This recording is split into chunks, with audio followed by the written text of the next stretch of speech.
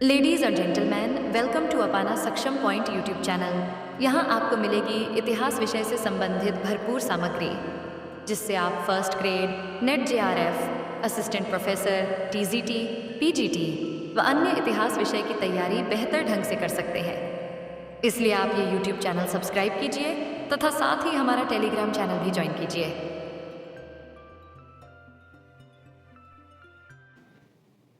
नमस्कार दोस्तों, जय हिंद, वंदे मातरम। अपना सक्षम पॉइंट यूट्यूब चैनल पर एक बार फिर से आप सभी का हार्दिक स्वागत है।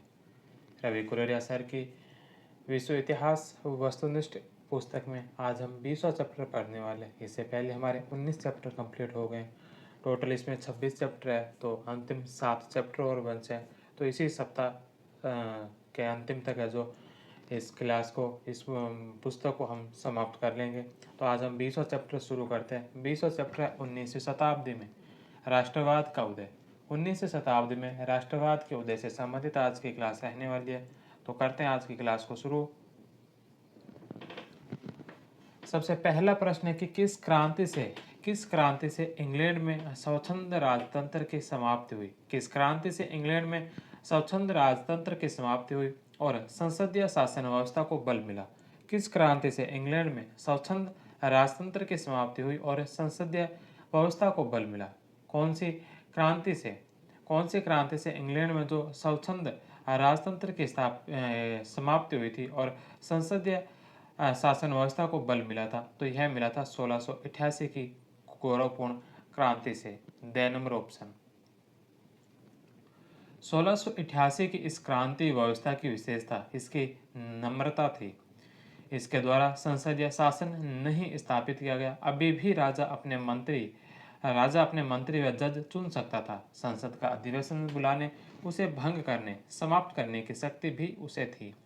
यद्यपि इस अधिकार पर यह अंकुश था कि वह त्रिवर्षीय अधिनियम का उल्लंघन न करे। विदेश नीति पर राजा के विशेषाधिकार का प्रश्न नहीं उठाया गया। 1688 की क्रांति की विशेषता यही थी कि थोड़ा सा परिवर्तन करके परंपरागत संविधान को वापस संतुलन में लाया गया। अब सरकार के एक महत्वपूर्ण व स्थायी अंग के रूप में संसद की स्थापना हुई, परंतु साथ ही राजा के महत्व को भी स्वीकार किया गया। दोनों में से कोई भी अकेला सर्वोच्च नहीं था। संसद में राजा सर्वोच्च था। नेक्स्ट क्वेश्चन है कि इंग्लैंड में प्रथम सुधार अधिनियम कब आया। इंग्लैंड में प्रथम सुधार अधिनियम कब आया? 1832 के अंदर। बे नंबर ऑप्शन प्रथम सुधार अधिनियम 1832। यह सुधार अधिनियम निर्वाचन प्रणाली और मताधिकार के सुधार हेतु आया। यह अधिनियम प्रधानमंत्री लॉर्ड ग्रे के काल में पास हुआ। द्वितीय सुधार अधिनियम 1867 में और तृतीय सुधार अधिनियम जो 1884 के अंदर पास किया गया। नेक्स्ट क्वेश्चन है कि 19वीं शताब्दी में राष्ट्रवाद का उदय किस व्यवस्था के विरुद्ध हुआ था। 19वीं शताब्दी में राष्ट्रवाद का उदय कौन सी व्यवस्था के विरुद्ध हुआ था? किस व्यवस्था के विरुद्ध हुआ था? निरंकुश राजतंत्र के विरुद्ध। स नंबर ऑप्शन। अगला प्रश्न है कि यूरोप में मैटरनिक प्रणाली पूर्णतः कब समाप्त हुई। यूरोप में मैटरनिक प्रणाली पूर्णतः कब समाप्त हुई थी? 1848 में। स नंबर ऑप्शन। यूरोप में 1815 से 1848 का काल मैटरनिक युग कहलाता है। प्रतिक्रियावादी और प्रगतिशील विचारधाराओं में तगड़ा संघर्ष इस युग के मुख्य विशेषता थी।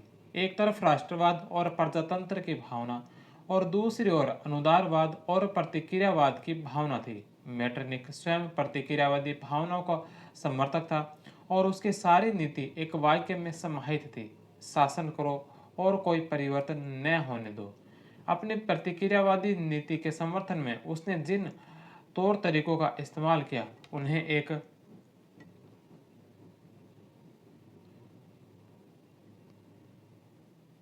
व्यवस्था का नाम दिया गया। मैटरनिक व्यवस्था मुख्य रूप से ऑस्ट्रिया की आवश्यकताओं पर आधारित थी। सारे ऑस्ट्रिया समाज में विभिन्न जाति के लोग रहते थे जो भाषा, इतिहास, परंपरा और धर्म की दृष्टि से एक दूसरे से भिन्न थे। ऐसे साम्राज्य को राष्ट्रवाद के इस युग में शासित करना कोई सरल काम नहीं था। ऐसी स्थिति में मैटरनिक की नीति किसी भी स्थिति पर यथास्थिति बनाए रखने तथा राष्ट्रीय जातियों की उभरती राष्ट्रवादी भावना को कुचल डालने की थी। उसने एक राष्ट्रीय जाति को दूसरी राष्ट्रीय जाति के विरुद्ध भड़काया और इसी तरह वह साम्राज्य को कायम रखने की नीति पर चला रहा। विभाजित करो और शासन करो उसकी व्यवस्था का मूल आधार था। नेक्स्ट क्वेश्चन है कि ऑटोमन साम्राज्य के इतिहास की निम्नलिखित घटनाओं को कालक्रम अनुसार व्यवस्थित कीजिए। ऑटोमन साम्राज्य की घटनाओं को कालक्रम अनुसार व्यवस्थित कीजिए। तो इसमें 3 घटनाएं दे रखी है। सर्बों के स्वायत्त राज्य का उदय, अल्जीरिया पर फ्रांसीसी राजशाही का कब्जा और ब्रिटिश पर रूसी मदद से यूनानी राज्य का उदय। तो इनको क्रमवाइज व्यवस्थित करना है। सबसे पहले इसमें आएगा सर्बों के स्वायत्त राज्य का उदय। दूसरे नंबर पर इसमें आएगा ब्रिटिश और रूसी मदद से यूनानी राज्य का उदय। ब्रिटिश और रूसी मदद से यूनानी राज्य का जो उदय हुआ था यह 1821 में संघर्ष शुरू हुआ था और 1821 से लेकर 1830 तक चला था। तीसरे नंबर पर इसमें आएगा अल्जीरिया पर फ्रांसीसी राजशाही का कब्जा। अल्जीरिया पर फ्रांसीसी राजशाही का जो कब्जा हुआ था यह हुआ था 1830 के अंदर। तो इसमें 1, 3 और 2 1, 3 और 2 द नंबर ऑप्शन इसका राइट होगा। नेक्स्ट क्वेश्चन है चार्टिस्ट आंदोलन था। चार्टिस्ट आंदोलन क्या था? चार्टिस्ट आंदोलन क्या था? तो यह एक श्रमिक आंदोलन था। चार्टिस्ट आंदोलन एक श्रमिक आंदोलन था। इंग्लैंड में चार्टिस्ट आंदोलन द्वारा श्रमिकों ने अपनी दशा सुधारने का प्रयत्न किया। 1838 में पीपल्स चार्टर तैयार किया गया जिसमें कुछ राजनीतिक परिवर्तनों जैसे सर्वव्यापक मताधिकार, गुप्त मतदान, चुने हुए संसद सदस्यों के वेतन आदि की मांग की गई। श्रमिक आंदोलनकर्ताओं को आशा थी कि इन राजनीतिक परिवर्तनों से श्रमिक वर्ग संसद को प्रभावित कर औद्योगिक पूंजीवाद की बुराइयों को दूर करने में सफल हो सकेगा। 1838 से 48 तक इस आंदोलन का चरमकाल था। ओकोनर द नॉर्दर्न स्टार पत्रिका के संपादक ओकोनर और इसके अलावा थॉमस ओटवुड और विलियम ये चार्टिस्ट आंदोलन के प्रमुख नेता थे। चार्टिस्ट आंदोलन यद्यपि असफल रहा फिर भी इस आंदोलन के परिणाम स्वरूप जनता का ध्यान श्रमिकों की दयनीय दशा की ओर आकृष्ट हुआ। नेक्स्ट क्वेश्चन है कि उदारवाद का जनक किसे माना जाता है? उदारवाद का जनक किसे माना जाता है? जॉन लॉक को। C number option. एक विचारधारा के रूप में उदारवाद का आरंभ 16वीं और 17वीं शताब्दियों में हो गया था। उदारवाद का व्यवस्थित विकास इंग्लैंड में हुआ। राजनीतिक सिद्धांत के रूप में उदारवाद का आरंभ थॉमस हॉब्स से माना जा सकता है। इसकी स्पष्ट अभिव्यक्ति जॉन लॉक की रचनाओं में मिलती है। मोंटेस्क्यू, टॉमस पेन आदि ने उदारवाद के विकास में योगदान दिया। Adam Smith, Ricardo Marx, Jeremy Bentham, John Stuart Mill आदि ने आर्थिक क्षेत्र में हस्तक्षेप का सिद्धांत दिया। 18वीं शताब्दी के उदारवाद ने मुक्त व्यापार तथा समझौते पर आधारित अर्थव्यवस्था जिसमें राज्य का हस्तक्षेप न हो का समर्थन किया। इस प्रकार उदारवाद नकारात्मक उदारवाद कहलाया। किंतु 19वीं शताब्दी के उत्तरार्ध के उदारवाद ने सार्वजनिक हित के नाम पर व्यक्ति की स्वतंत्रता में राज्य के हस्तक्षेप को स्वीकार किया। इस प्रकार का उदारवाद सकारात्मक उदारवाद कहलाया। लोस्की तथा मैकायर ने भी आवश्यक सेवाएं राज्य के हाथों में रखने की वकालत की। टी.एच. ग्रीन ने सामाजिक बुराइयों जैसे अज्ञानता, नशाखोरी तथा भिक्षावृत्ति के उन्मूलन के लिए राज्य द्वारा सकारात्मक भूमिका के निर्वाह की दलील दी थी। नेक्स्ट क्वेश्चन है कि निम्नलिखित में से कौन से उदारवाद के उदय के कारण माने जा सकते हैं? उदारवाद के उदय के कारण में से कौन कौन से हैं? यूरोपीय ज्ञानोदय, इंग्लैंड की गौरवपूर्ण क्रांति, फ्रांस की क्रांति और राजतंत्रीय शक्ति के प्रत्युत्तर। यूरोपीय ज्ञानोदय, इंग्लैंड की गौरवपूर्ण क्रांति, फ्रांस की क्रांति, राजतंत्रीय शक्ति के प्रत्युत्तर में तो इनमें से कौन कौन से जो उदारवाद के कारण है? तो ये चारों ही हैं जो उदारवाद के कारण होंगे। The number option. Next question है कि यूरोप में राष्ट्रवाद के विचार को बढ़ावा देने के लिए सबसे महत्वपूर्ण कारक कौन सा है? यूरोप में राष्ट्रवाद के विचार को बढ़ावा देने हेतु सबसे महत्वपूर्ण कारण संस्कृति। कुस्तुनतुनिया की संधि 1832 में। फ्रांस के इतिहास में गौरवशाली तीन दिन या जिसे जुलाई क्रांति के नाम से जाना जाता है कौन सी क्रांति थी? 1830 की क्रांति। राष्ट्रों की बसंत ऋतु किस वर्ष को कहा जाता है? राष्ट्रों की बसंत ऋतु कौन से वर्ष को कहा जाता है? 1848 को। 6 नंबर ऑप्शन।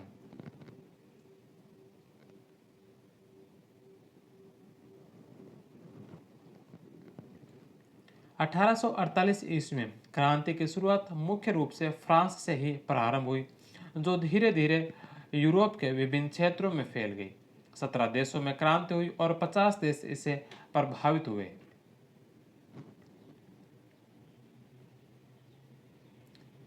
इसलिए इस वर्ष को जो राष्ट्रों की बसंत ऋतु कहा जाता है। 1848 ईस्वी में क्रांति की शुरुआत हुई थी, धीरे धीरे पूरे यूरोप के क्षेत्रों में फैली। 17 देशों में क्रांति हुई और 50 देश इससे प्रभावित हुए थे। इसीलिए जो इस वर्ष को राष्ट्रों का बसंत ऋतु कहा गया। नेक्स्ट क्वेश्चन है कि ऑस्ट्रिया हंगरी राज्य के विघटन से निम्नलिखित में से कौन से राज्य बने? ऑस्ट्रिया हंगरी साम्राज्य के विघटन से निम्नलिखित में से कौन कौन से राज्य बने थे? तो इसे ऑस्ट्रिया बना, हंगरी बना। इसके अलावा ऑस्ट्रिया और हंगरी तो बने थे, इसके अलावा चेकोस्लोवाकिया और यूगोस्लाविया भी इस साम्राज्य के विघटन से नए राज्य बने थे। तो 1, 2, 3 और 4 चारों ऑप्शन इसके सही है। नेक्स्ट क्वेश्चन है कि तुर्की के किस शासक ने 1453 में कुस्तुनतुनिया पर अधिकार किया? तुर्की के कौन से शासक थे? कौन से शासक ने जो 1453 में कुस्तुनतुनिया पर अधिकार किया था? यह क्या था? महमूद द्वितीय ने। ए नंबर ऑप्शन। 19वीं शताब्दी में यूरोप का रोगी की संज्ञा किस देश को दी गई? यूरोप के रोगी की संज्ञा कौन से देश को दी थी? तुर्की को। ए नंबर ऑप्शन। 17वीं शताब्दी के अंत तक तो तुर्की का साम्राज्य बहुत शक्तिशाली बना रहा, लेकिन 18वीं शताब्दी में इसे निर्बलता के लक्षण प्रकट होने लगे। साम्राज्य के पतन की प्रक्रिया उत्तरोत्तर बढ़ती गई। धीरे धीरे तुर्की की हालत इतनी खराब हो गई कि उसे यूरोप का मरीज कहा जाने लगा। इस हालत में रूस तुर्की की पतनोन्मुख अवस्था से लाभ उठाने का प्रयत्न करने लगा। रूस पश्चिम की ओर बढ़ना चाहता था, लेकिन इस तरफ से रूसी विस्तार में ऑटोमन साम्राज्य का अस्तित्व एक बहुत बड़ा अवरोधक था। काला सागर और इसके दो प्रमुख निकासों बोस्फोरस और डोर्डेनेल्स ने जलडमरू मध्यों पर ऑटोमन साम्राज्य का नियंत्रण था। रूस की विस्तारवादी नीति की सफलता के लिए भूमध्य सागर में रूसी पोतों को पहुंचना आवश्यक था और वहां तक पहुंचने के लिए बोस्फोरस तथा डोर्डेनेल्स के जलडमरू मध्यों पर उसका नियंत्रण कायम होना भी जरूरी था। रूस इन जलडमरू मध्यों पर नियंत्रण कायम करने के लिए कटिबद्ध था। उधर तुर्की के साम्राज्य की प्रादेशिक अखंडता में ब्रिटेन की विशेष दिलचस्पी थी। ऑटोमन साम्राज्य को वह अपने भारतीय साम्राज्य और रूसी साम्राज्य के बीच की मध्यवर्ती राज्य के रूप में देखता था। भारतीय साम्राज्य की सुरक्षा के लिए ऑटोमन साम्राज्य के लिए अस्तित्व का बना रहना इंग्लैंड की नज़र में आवश्यक था। अतः किसी भी कीमत पर इंग्लैंड यूरोप के मरीज को जीवित रखने के लिए कटिबद्ध था। इस कारण इंग्लैंड रूस के विस्तारवादी नीति का प्रबल विरोधी था। नेक्स्ट क्वेश्चन है कि इंग्लैंड में महिलाओं को मताधिकार कब दिया गया? इंग्लैंड के अंदर जो महिलाओं को मताधिकार कब दिया गया था? तो इंग्लैंड में महिलाओं को मताधिकार दिया गया था 1918 ईस्वी में। 1918 में जो इंग्लैंड में महिलाओं को भी मताधिकार दिया गया था। 1918 में इंग्लैंड में जनता का प्रतिनिधि नियम पास हुआ, जिसके अनुसार 30 वर्ष से अधिक उम्र की महिलाओं को मताधिकार प्रदान किया गया। 1917 में रूस और 1920 में जर्मनी में भी यह अधिकार स्त्रियों को प्रदान किया गया था। नेक्स्ट क्वेश्चन है कि इंग्लैंड में कॉर्न लॉ 1846 की समाप्ति संकेत था। इंग्लैंड में कॉर्न लॉ की समाप्ति संकेत था किसका? जमींदार वर्ग के पतनोन्मुख होने का। 6 नंबर ऑप्शन। सान स्टेफिनो की संधि कब हुई? सान स्टेफिनो की संधि 1878 ईस्वी में। रूस और ऑटोमन साम्राज्य के मध्य 1877-78 के युद्ध की समाप्ति उपरांत 3 मार्च 1878 को सान स्टेफिनो की संधि हुई थी। नेक्स्ट क्वेश्चन है कि ब्रिटेन के प्रधानमंत्री डिजरेली ने कब कहा, ब्रिटेन के प्रधानमंत्री डिजरेली ने कब कहा कि मैं सम्मान सहित शांति लाया हूं। ब्रिटेन के प्रधानमंत्री डिजरेली ने कब कहा था कि मैं सम्मान सहित शांति लाया हूं। यह कब कहा था, तो यह कहा था बर्लिन कांग्रेस से आकर। ए नंबर ऑप्शन। नेक्स्ट क्वेश्चन है कि बाल्कन लीग में कौन सा देश सम्मिलित नहीं था। बाल्कन लीग के अंदर 4 राज्य सम्मिलित थे, जिसके अंदर यूनान था, इसके अंदर सर्बिया था, इसके अंदर मोंटेनीग्रो था और इसके अंदर बुल्गारिया था। रोमानिया इसके अंदर सम्मिलित नहीं था, तो रोमानिया इसमें सम्मिलित नहीं था। बाल्कन प्रायद्वीप के 4 राज्य थे, यूनान, सर्बिया, बुल्गारिया और मोंटेनीग्रो को मिलाकर बाल्कन संघ की स्थापना हुई थी, तो इसमें रोमानिया सम्मिलित नहीं था। 6 नंबर ऑप्शन। नेक्स्ट क्वेश्चन है कि औपचारिक रूप से ऑटोमन साम्राज्य को कब समाप्त कर दिया गया। औपचारिक रूप से ऑटोमन साम्राज्य को कब समाप्त किया गया था, तो ऑटोमन साम्राज्य को समाप्त किया गया था 1 नवंबर 1922 ईस्वी को। नेक्स्ट क्वेश्चन है कि पश्चिमी यूरोप में धर्मनिरपेक्षता का जनक किसे माना जाता है। पश्चिमी यूरोप में धर्मनिरपेक्षता का जनक हॉलियोक को। 6 नंबर ऑप्शन। जॉर्ज हॉलियोक ने अपने विचार प्रिंसिपल ऑफ सेकुलरिज्म तथा origin and the nature of secularism में व्यक्त किया। उसने लिखा कि धर्मनिरपेक्षता वह सिद्धांत है जो जीवन के तत्काल कर्तव्य के रूप में संभावित उच्चतम बिंदु तक मानव के नैतिक और बौद्धिक स्वभाव के विकास की खोज करता है। नेक्स्ट क्वेश्चन है कि इंग्लैंड के संबंध में कॉर्न लॉ क्या था। इंग्लैंड के संबंध में कॉर्न लॉ क्या था। कॉर्न लॉ क्या था, तो यह अनाज पर आयात के कर के संबंधों में था। अनाज पर आयात के कर के संबंध में, अनाज पर आयात कर के संबंध में। बे नंबर ऑप्शन। 1815 से 46 के मध्य अनाज के आयात पर नियंत्रण से लेकर पुनः निर्यात पर रोक हटाने तक के लिए पारित किए गए अधिनियमों को कॉर्न लॉ कहा जाता है। सबसे कुख्यात कॉर्न लॉ 1815 में ब्रिटिश सरकार द्वारा लाए गए संरक्षणवादी उपाय थे, जिसने देश में आयात किए जा सकने वाले विदेशी अनाज की मात्रा को निर्धारित कर दिया। विदेशों से शुल्क मुक्त अनाज की अनुमति केवल तभी थी जब घरेलू कीमत गेहूं के लिए प्रति तिमाही 80 शिलिंग, 1/4 टन का लगभग 5वां हिस्सा तक पहुंच जाए। एक ऐसी कीमत जो कानून लागू होने के 30 वर्षों में कभी हासिल नहीं हुई थी। राई के लिए 50 शिलिंग और जौ के लिए 40 शिलिंग। बाद में कठोर आयात शुल्क भी लागू कर दिए गए, जिससे विदेश से खरीदारी करना असंभव हो गया। विदेश से अनाज आयात करना ब्रिटिश जमींदारों के हित में नहीं था, जिससे संसद के कई सदस्य भी सम्मिलित थे। इसलिए टोरी सरकार ने मकई या कॉर्न कानून पारित किया। 1846 में पारित कॉर्न लॉ से पुराने प्रतिबंधों को वापस लिया गया और अनाज आयात पर प्रतिबंध हटा दिया गया। यूरोप में 1840-50 के समय को खाद्य संकट के कारण हंगरी 40s भी कहा जाता है। नेक्स्ट क्वेश्चन है कि ब्रिटिश राज्य में दास्ता को कब समाप्त किया गया। ब्रिटिश राज्य में दास्ता को कब समाप्त किया गया। दास्ता की समाप्ति कब की गई थी, तो यह की गई थी 1833 में। The number option. Next question है कि यूनानी स्वतंत्रता संग्राम में विद्रोह की शुरुआत कहां से हुई थी। यूनानी स्वतंत्रता संग्राम में विद्रोह की शुरुआत कहां से हुई थी। मोल्डेविया से। ए नंबर ऑप्शन।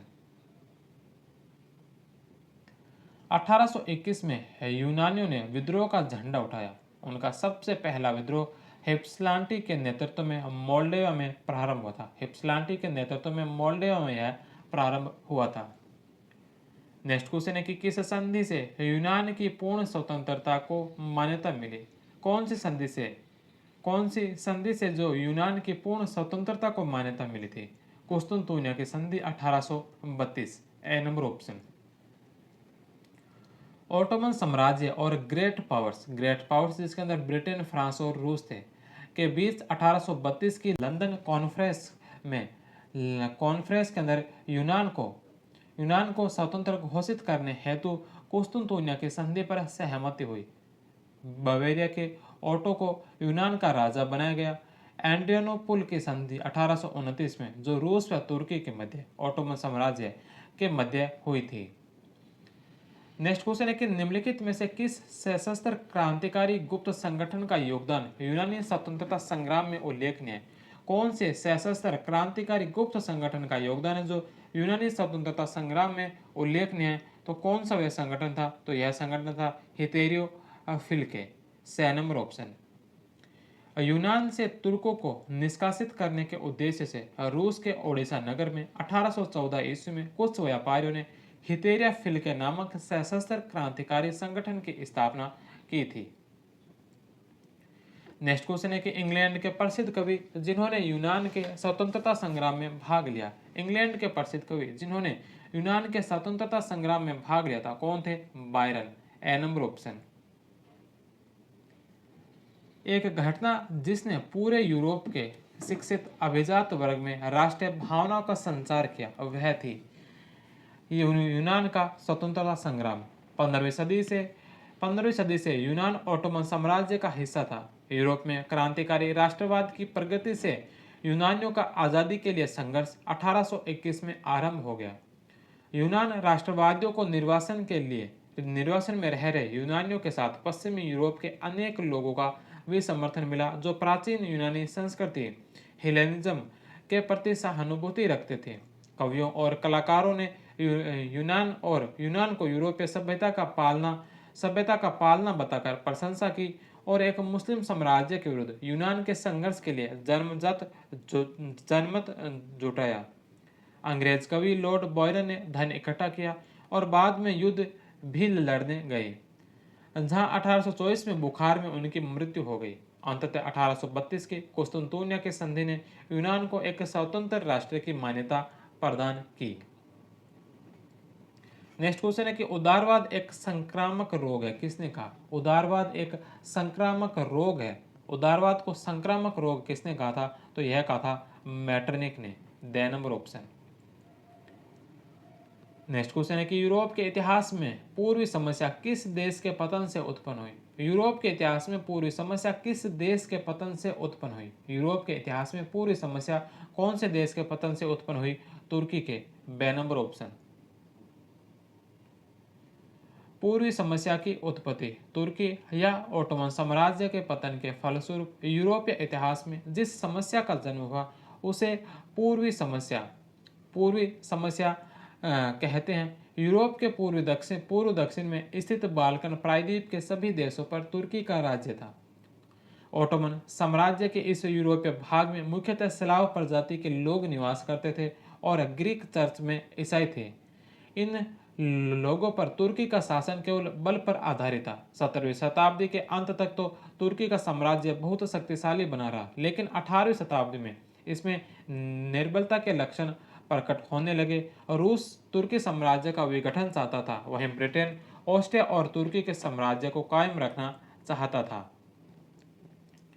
नेक्स्ट क्वेश्चन है कि तुर्की के विघटन ने 19वीं शताब्दी में अलग होने वाला प्रथम राज्य कौन सा था? तुर्की के विघटन से 19वीं शताब्दी में अलग होने वाला प्रथम राज्य कौन सा था? पहला राज्य Serbia. The number option. Next question है कि जुलाई 1833 में आंकियर स्केलेसी की संधि किन किन देशों के मध्य हुई? आंकियर स्केलेसी की संधि जो कौन से देशों के मध्य हुई थी जुलाई 1833 में? तो यह हुई थी रूस और तुर्की के मध्य। 6 नंबर ऑप्शन। अगला प्रश्न है कि बर्लिन सम्मेलन कब आयोजित हुआ? बर्लिन सम्मेलन कब आयोजित हुआ था? बर्लिन सम्मेलन आयोजित कब हुआ था? तो यह हुआ था जून 1878 के अंदर। बे नंबर ऑप्शन। रूस व पराजित तुर्की के मध्य सान स्टीफेनो की संधि 1878 में हुई। सान स्टीफानो की संधि का इंग्लैंड और ऑस्ट्रिया हंगरी दोनों ने विरोध किया। इसके पश्चात ओटोमन साम्राज्य लगभग समाप्त हो गया तथा समस्त क्षेत्र पर रूसी प्रभुत्व स्थापित हो गया। बाल्कन समस्या का हल निकालने के लिए ब्रिटेन और ऑस्ट्रिया ने एक यूरोपीय सम्मेलन बुलाने की मांग की। रूस ने इसकी खिलाफत की। इस स्थिति में तनाव बढ़ गया। बिस्मार्क ने मध्यस्थता करते हुए रूस को सम्मेलन में भाग लेने के लिए आश्वस्त करते हुए कहा कि जर्मनी की पूर्वी समस्या में कोई रुचि नहीं है, वह तो एक ईमानदार दलाल की भूमिका अदा कर रहा है। जून 1878 में बर्लिन सम्मेलन बुलाया गया। बर्लिन सम्मेलन में बाल्कन बर्लिन सम्मेलन में बाल्कन से संबंधित निम्नलिखित व्यवस्थाएं की गई। ब्रिटेन को साइप्रस द्वीप मिला, रूस को बेसरेबिया दिया गया, जिससे उसके साम्राज्य की सीमा का विस्तार डेन्यूब नदी तक हो गया। सर्बिया, मोंटेनेग्रो तथा रोमानिया के राज्यों को स्वतंत्रता प्रदान की गई। बर्लिन सम्मेलन में ऑस्ट्रिया को बोस्निया हर्जगोविना और नोबी बाजार के संजाक को अधिकृत करने तथा शासन करने का अधिकार प्राप्त हुआ। इस नियंत्रण ने मोंटेनेग्रो को सर्बिया से पृथक कर दिया। वृहत बुल्गारिया की स्थापना सान स्टीफेनो की संधि के तहत हुई, परंतु बर्लिन सम्मेलन ने उसे 3 भागों में विभाजित कर दिया। नेक्स्ट क्वेश्चन है कि किस देश में सुधार भोज के नाम से वार्ताओं का आयोजन किया गया? कौन से देश में सुधार भोज नाम से वार्ताओं का आयोजन हुआ था? फ्रांस के अंदर। बे नंबर ऑप्शन। या 1847-48 में फ्रांस में हुई राजनीतिक वार्ता श्रृंखला जो ये फ्रांस में राजनीतिक श्रृंखला हुई, इसे सुधार भोज वार्ताएं कहा गया। यूनान के राष्ट्रवाद से कौन भयभीत था? यूनान के राष्ट्रवाद से भयभीत कौन था? यूनान के राष्ट्रवाद से भयभीत कौन था? तुर्की। ए नंबर ऑप्शन। नेक्स्ट क्वेश्चन है कि 1878 की बर्लिन कांग्रेस का अध्यक्ष कौन था? 1878 की बर्लिन कांग्रेस का अध्यक्ष कौन था? 1878 की बर्लिन कांग्रेस का अध्यक्ष बिस्मार्क। दे नंबर ऑप्शन। 1878 में आयोजित बर्लिन कांग्रेस में Austria Hungary, France, Germany, Britain, Ireland, Italy, रूस और तुर्की सम्मिलित थे, जिसकी अध्यक्षता बिस्मार्क के द्वारा की गई थी। नेक्स्ट क्वेश्चन है कि यूनियन जैक किस देश के राष्ट्रीय ध्वज को कहा जाता है? यूनियन जैक जो कौन से देश के राष्ट्रीय ध्वज को कहा जाता है? यूके। ए नंबर ऑप्शन। एक लंबे टकराव और संघर्ष के बाद आंग्ल संसद ने 1688 में राजतंत्र से ताकत छीन ली। इस संसद के माध्यम से एक राष्ट्र राज्य का निर्माण हुआ, जिसके केंद्र में इंग्लैंड था। इंग्लैंड और स्कॉटलैंड के बीच एक्ट ऑफ यूनियन 1707 से United Kingdom of great Britain का गठन हुआ। इससे इंग्लैंड व्यवहार में स्कॉटलैंड पर अपना प्रभुत्व जमा पाया। आयरलैंड का भी कुछ ऐसा ही हश्र हुआ। वह देश कैथोलिक और प्रोटेस्टेंट धार्मिक गुटों में गहराई में बंटा हुआ था। ब्रिटानी प्रभाव के विरुद्ध हुए कैथोलिक विद्रोह को निर्ममता से कुचल दिया गया।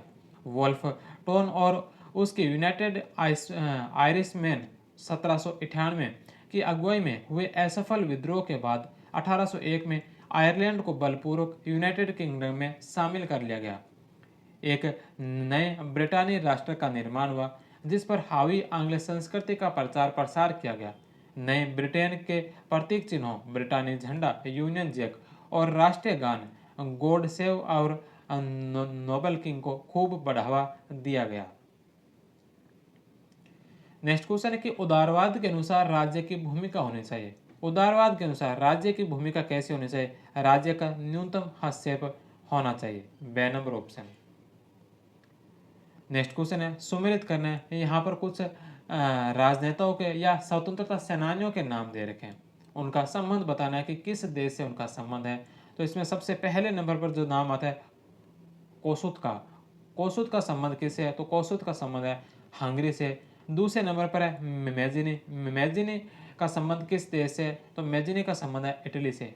साइमन बोलीवर का संबंध वेनेजुएला से। और बेंजामिन कॉन्स्टेंट का संबंध है जो फ्रांस से है। तो इसमें चारों ही सम्मिलित है। हंगरी में कोसुत, इटली का मेजिनी, वेनेजुएला का साइमन बोलीवर और फ्रांस का बेंजामिन कॉन्स्टेंट। ABCD। दे नंबर ऑप्शन। नेक्स्ट क्वेश्चन है कि यह कथन किसका था कि इंग्लैंड के राजा की तरह शासन करने की अपेक्षा लकड़हारा होना बेहतर है? इंग्लैंड के राजा की तरह शासन करने की अपेक्षा लकड़हारा होना बेहतर है, यह कथन किसका था? तो यह कथन था चार्ल्स दसम का। 6 नंबर ऑप्शन।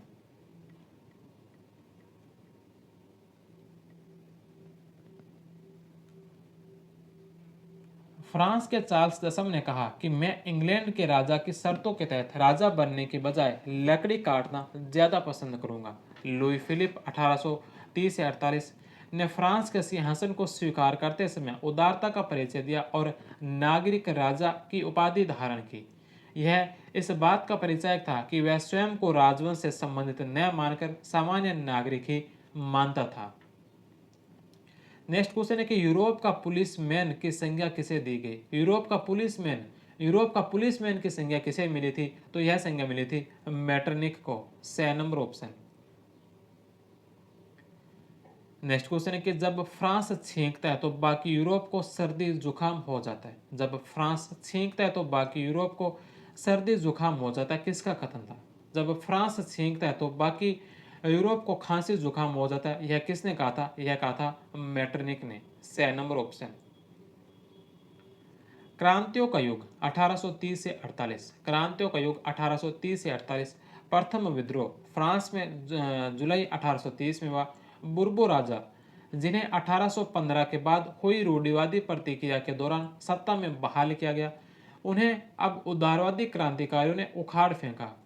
उनकी जगह एक संवैधानिक राजतंत्र स्थापित किया गया जिसका अध्यक्ष लुई फिलिप था। मैटरनिक ने एक बार यह टिप्पणी की थी कि जब फ्रांस छींकता है तो बाकी यूरोप को खांसी जुकाम सर्दी जुकाम होता है। जुलाई क्रांति ने ब्रेसलेस बेल्जियम में भी विद्रोह भड़क गया, जिसके फलस्वरूप United Kingdom of the Netherland से अलग हो गया। नेक्स्ट क्वेश्चन है कि कॉल्सबाद आदेश के पीछे मैटरनिक का क्या उद्देश्य था? कॉल्सबाद आदेश के पीछे मैटरनिक का क्या उद्देश्य था? जर्मनी के राष्ट्रवादी छात्र संगठनों को नियंत्रित करना। C number option. Next question है कि यूरोप में मैटरनिक प्रणाली के पोषक तत्व थे। यूरोप में मैटरनिक प्रणाली के पोषक तत्व कौन से थे? चर्च था। चर्च के अलावा राजशाही थे और जमींदार थे। चर्च, राजशाही और जमींदार। मध्यम वर्ग इसमें सम्मिलित नहीं था। 1, 3 और 4। C number option. Next question है कि 19वीं शताब्दी की विशेषता के संदर्भ में सत्य है। 19वीं शताब्दी की विशेषता के संदर्भ में सत्य कथन कौन सा है? 19वीं शताब्दी की विशेषता से संदर्भित इसमें कथन जो सत्य है वो है एशिया और अफ्रीका में उपनिवेशवाद और यूरोप में लोकतंत्र व उदारवाद की वृद्धि हुई। एशिया और अफ्रीका में उपनिवेशवाद, यूरोप में लोकतंत्र व उदारवाद की अवृद्धि हुई। C number option. Next question है कि 1884 के बर्लिन सम्मेलन को जर्मन चांसलर बिस्मार्क ने क्यों बुलाया था? 1884 के बर्लिन सम्मेलन को जर्मन चांसलर बिस्मार्क ने क्यों बुलाया था? अफ्रीका के साथ व्यापार और आग्नेयास्त्रों, गोला बारूद और स्प्रिट युक्त शराब के आयात को विनियमित करने के लिए। अफ्रीका के साथ व्यापार और आग्नेय अस्त्रों, गोला बारूद, स्प्रिट युक्त शराब के आयात को विनियमित करने के लिए जर्मनी के चांसलर बिस्मार्क ने 1884 में बर्लिन सम्मेलन बुलाया था। नेक्स्ट क्वेश्चन है, 2 कथन दे रखे हैं। पहला कथन है कि उपनिवेशी प्रशासकों ने घुमंतुओं, चरवाहों, शिकारियों आदि के दमन या बेदखली के लिए उदारपंथी राजनीतिक सिद्धांत का आह्वान किया। उपनिवेशी प्रशासकों ने घुमंतुओं, चरवाहों, शिकारियों आदि के दमन या बेदखली के लिए उदारपंथी राजनीतिक सिद्धांत का आह्वान किया था, तो पहला कथन सही है। दूसरा कथन है कि उदारपंथी राजनीतिक सिद्धांत एक अपरोजनात्मक आयाम था जिसने दुनिया भर में औपनिवेशिक बस्तियों के लिए विधिक और बौद्धिक स्वीकार्यता मुहैया करवाई। तो दूसरा ऑप्शन भी सत्य है। ए और आर दोनों सत्य है और आर है जो ए की सही व्याख्या करता है। ए नंबर ऑप्शन। नेक्स्ट क्वेश्चन है कि क्रीमिया युद्ध में रूस के विरुद्ध कौन कौन से देशों की संयुक्त सेना सम्मिलित हुई? क्रीमिया के युद्ध में रूस के विरुद्ध जो कौन कौन से देशों की जो संयुक्त सेना युद्ध में सम्मिलित हुई थी? तो क्रीमिया युद्ध के अंदर रूस के विरुद्ध जो ब्रिटेन आया था, ब्रिटेन के साथ तुर्की था, तुर्की के साथ फ्रांस भी था और फ्रांस के साथ सार्डिनिया भी था। तो चारों ही जो देश है जो रूस के विरुद्ध इस क्रीमिया के युद्ध में सम्मिलित हुए थे। The number option. क्रीमिया युद्ध अक्टूबर 1853 से फरवरी 1856 तक हुआ था। आधुनिक समय का व्यर्थ का युद्ध कहा जाता है। इस युद्ध में तुर्की, ब्रिटेन, फ्रांस, सार्डिनिया की संयुक्त सेना ने रूस के विरुद्ध मोर्चाबंदी की, फिर भी रूस अपराजित रहा। अंततः ऑस्ट्रिया की मध्यस्थता से दोनों पक्षों के मध्य 30 मार्च 1856 को पेरिस की संधि की गई थी। नेक्स्ट क्वेश्चन है कि ग्रीस में स्वतंत्रता संघर्ष की निम्नलिखित घटनाओं को कालक्रम अनुसार व्यवस्थित कीजिए। ग्रीस में स्वतंत्रता संघर्ष की कुछ घटनाएं दे रखी हैं। इन घटनाओं को जो कालक्रम अनुसार व्यवस्थित करना है, सबसे पहले नंबर पर है नवारिनो का युद्ध। नवारिनो का युद्ध कब हुआ था? तो नवारिनो का जो युद्ध हुआ था यह हुआ था 1827 में। 1827 में यह हुआ था 20 अक्टूबर 1827 को। अली पाशा का विद्रोह। अली पाशा का विद्रोह कब हुआ था? तो अली पाशा का जो विद्रोह हुआ था यह हुआ था 1820 के अंदर। अली पाशा का विद्रोह 1820 में मौर्य और मिसलोथी का पतन और एड्रियानोपल की संधि। एड्रियानोपल की संधि जो हुई थी यह हुई थी 1829 के अंदर। 1829 में, तो इसमें सबसे पहले नंबर पर आएगा अली पाशा का विद्रोह जो 1820 का है। इसके पश्चात मौर्य और मिसलोथी का पतन हुआ। नवारिनो का युद्ध 1827 जो तीसरे नंबर पर आएगा, और चौथे नंबर पर है एड्रियानोपल की संधि 1829। 2, 3, 1 और 4 6 नंबर ऑप्शन। नेक्स्ट क्वेश्चन है कि राष्ट्र क्या है? राष्ट्र क्या है? किसका प्रसिद्ध निबंध है? किसका निबंध है राष्ट्र क्या है? तो यह निबंध लिखा गया था अर्नेस्ट रेनन के द्वारा। ए नंबर ऑप्शन।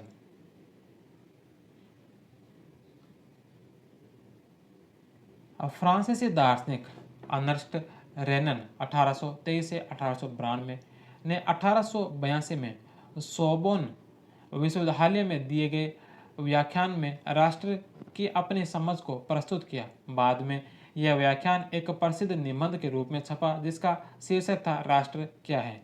इस निबंध में रेनन अन्य लोगों द्वारा प्रस्तावित इस विचार की आलोचना करता है कि राष्ट्र सम्मान भाषा, नस्ल, धर्म या क्षेत्र से बनता है।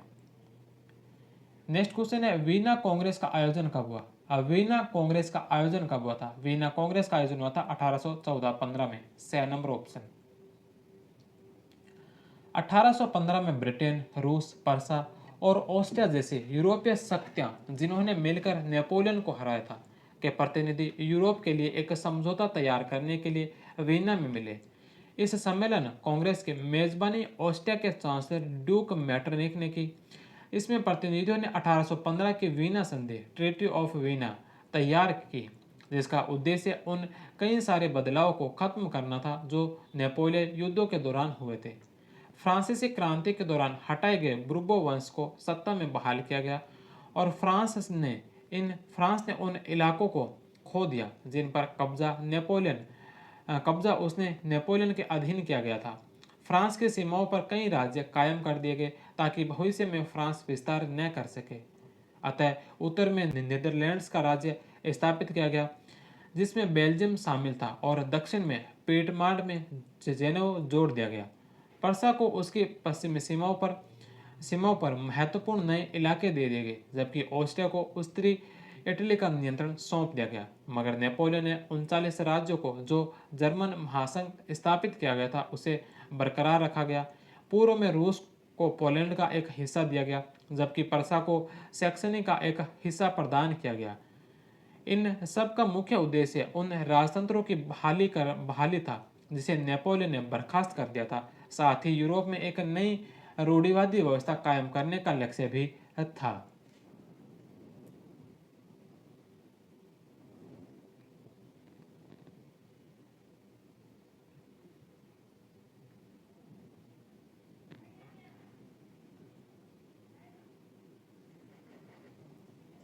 नेक्स्ट क्वेश्चन है the massacre at Chios. The massacre at Chios किसका प्रसिद्ध चित्र है? द मैसेकर एट क्योस है जो किसका प्रसिद्ध चित्र है? यूजीन देलाक्रो का। 6 number option. The massacre at Chios 1824 में फ्रांसीसी रोमानी चित्रकार यूजीन बेलाक्रो द्वारा बनाया गया। यह विशाल चित्र एक घटना को चित्रित करता है जिसमें क्योस द्वीप पर कहा जाता है कि तुर्कों ने 20,000 यूनानियों को मार डाला था। नेक्स्ट क्वेश्चन है कि ग्रिम्स फेरी टेल्स के लेखक बंधु जेकब और विल्हेम कहाँ के निवासी थे? ग्रिम्स फेरी टेल्स के लिखने वाले बंधु जेकब और विल्हेम से जो कहाँ के निवासी थे? तो यह थे जर्मनी के निवासी। Germany. 2 number option. Jacob Grimm और विल्हेम ग्रिम बंधुओं ने 1812 में उन्होंने लोक कहानियों का पहला संग्रह ग्रिम्स फेरी टेल्स प्रकाशित किया। बाद में दोनों भाई उदारवादी राजनीति में सक्रिय हो गए। प्रेस की स्वतंत्रता के आंदोलन में उन्होंने विशेष रुचि ली। इसी बीच उन्होंने 33 खंडों में जर्मन भाषा का शब्दकोश भी प्रकाशित कर डाला। ग्रिम बंधु फ्रांस के वर्चस्व को जर्मन संस्कृति के लिए खतरा मानते थे। उनको विश्वास था कि उन्होंने जो लोक कथाएं इकट्ठी की है वे विशुद्ध और सच्ची जर्मन भावना की अभिव्यक्ति है। नेक्स्ट क्वेश्चन है कि 1848 में किसानों के विद्रोह के उपरांत फ्रांस में निम्नलिखित में से कौन से बदलाव नहीं हुए। किसानों के विद्रोह के उपरांत भी 1848 में कौन से जो बदलाव नहीं हुए थे। राष्ट्रीय सभा ने गणतंत्र की घोषणा की। राष्ट्रीय सभा ने गणतंत्र की घोषणा की, यह सही है। दूसरा कि महिलाओं को पहली बार मताधिकार प्रदान किया गया। महिलाओं को जो मताधिकार दिया गया था यह 1944 के अंदर दिया गया था। फ्रांस में महिलाओं को जो मताधिकार दिया था यह 1944 में दिया था। 1848 में किसान विद्रोह के उपरांत नहीं दिया गया था। 2 नंबर ऑप्शन इसका गलत होगा। तीसरा कि 21 वर्ष से ऊपर सभी पुरुषों को मताधिकार प्रदान किया गया। पुरुषों को 21 वर्ष से ऊपर पुरुषों को मताधिकार दिया गया था। राष्ट्रीय कारखानों की स्थापना हुई थी। तो ए, से और द सही है। बे नंबर इसका गलत होगा। फ्रांस में महिलाओं को मताधिकार 21 अप्रैल 1944 को दिया गया। 1848 में खाने पीने की कमी और व्यापक बेरोजगारी से पेरिस के लोग सड़कों पर उतर आए। जगह जगह पर अवरोध लगाए गए। लुई फिलिप को भागने पर मजबूर कर दिया गया। राष्ट्रीय सभा नेशनल असेंबली ने एक गणतंत्र घोषित करते हुए 21 वर्ष से ऊपर सभी वयस्क पुरुषों को मताधिकार प्रदान किया गया। काम के अधिकार की गारंटी दी गई। रोजगार उपलब्ध कराने के लिए राष्ट्रीय कारखाने स्थापित किए गए। नेक्स्ट क्वेश्चन और अंतिम क्वेश्चन है कि लुइजे ऑटो पीटर्स कहाँ की सामाजिक कार्यकर्ता थी। लुइजे ऑटो पीटर्स कहाँ की सामाजिक कार्यकर्ता थी। जर्मनी की। बे नंबर ऑप्शन। लुइजे ऑटो पीटर्स 1819 से 1895 में एक जर्मन राजनीतिक कार्यकर्ता थी जिसने महिलाओं की पत्रिका और तत्पश्चात एक नारीवादी राजनीतिक संगठन की स्थापना की। उसके अखबार 21 अप्रैल 1849 के प्रथम अंक में निम्नलिखित संपादकीय छपा। आइए हम यह पूछे कि कितने पुरुष जो स्वतंत्रता के लिए जीने मरने के विचारों से ओतप्रोत है सभी इंसानों की आज़ादी के लिए तैयार होंगे। जब उनसे यह प्रश्न पूछा जाएगा कि वे बड़ी आसानी से जवाब देंगे हाँ। हालांकि उनके अथक प्रयास केवल आधी मानव जाति के फायदे के लिए है यानी पुरुष, मगर स्वतंत्रता तो अविभाज्य है। अतः स्वतंत्र पुरुषों को परतंत्रता से घिरे रहना मजबूर नहीं होना चाहिए। तो यह था 19वीं शताब्दी में राष्ट्रवाद से संबंधित कुछ महत्वपूर्ण तथ्य। अभी इसी चैप्टर से संबंधित कुछ महत्वपूर्ण घटनाओं को हम सारणी के माध्यम से देखते हैं कि कौन कौन सी घटनाएं इस दौरान हुई थी।